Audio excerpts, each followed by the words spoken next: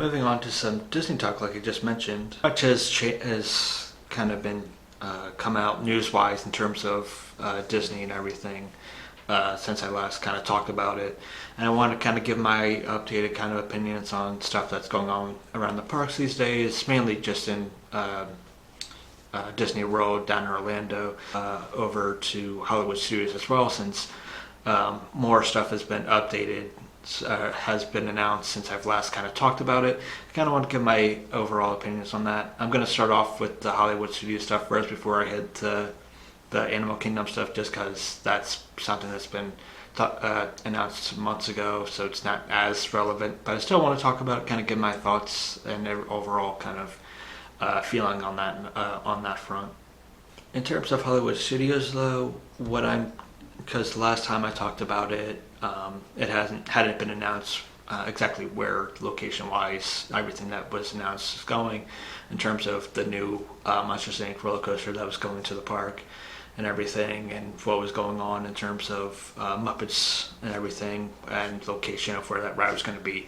But since I've last kind of talked about it, and obviously I feel like this point, if you follow kind of Disney or theme park kind of stuff, it's a new kind of thing, like I mentioned before.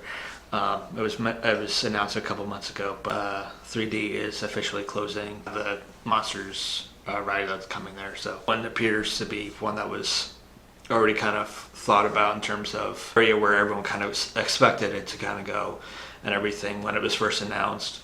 And I even mentioned in a previous podcast kind of my overall kind of opinions on the matter and how I felt like they probably shouldn't get rid of it.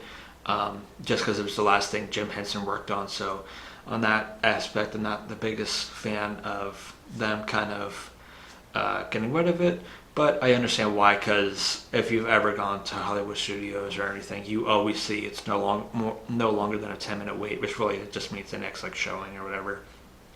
But anyways, you never really see the theater ever really packed whenever you go.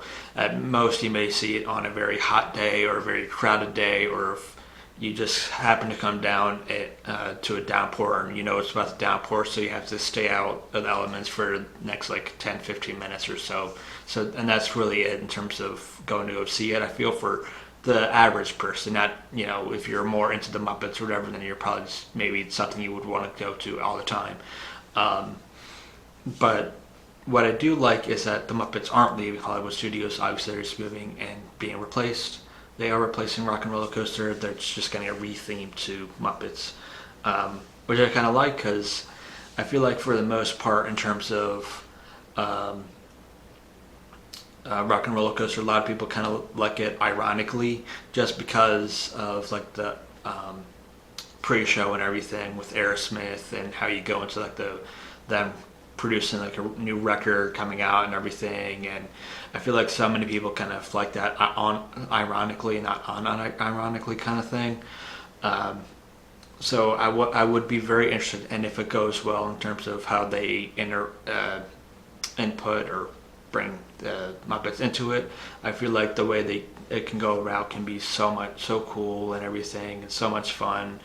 Obviously, the biggest kind of gripe about this is that before Muppets Vision, Muppets 3D is obviously for anyone, but now because it's Rockin Rollercoaster, obviously there's going to be height requirements. Not every kid's going to be able to do it, obviously, but it will be very cool. Seeing something new every time in the park is always fun, and I always feel and still feel this way, and I talked about it even going back a couple years ago when I kind of ranked the four Walt Disney World theme parks, and the reason why I always put Hollywood Studios at 4 was the fact that I felt like it was kind of a half-day park at times, but since the addition of Star Wars Land, obviously and the Toy Story Land, that's kind of add a little more enjoyment into that park, but I feel like it's so still condensed into where everybody is in terms of the crowds.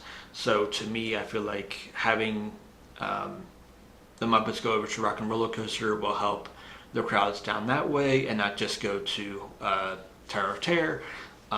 They'll be able to also go to not that people weren't already going to Rockin Rollercoaster before, but even more so, I feel like more people, just because it'd be a new overlayer, kind of want to go do that.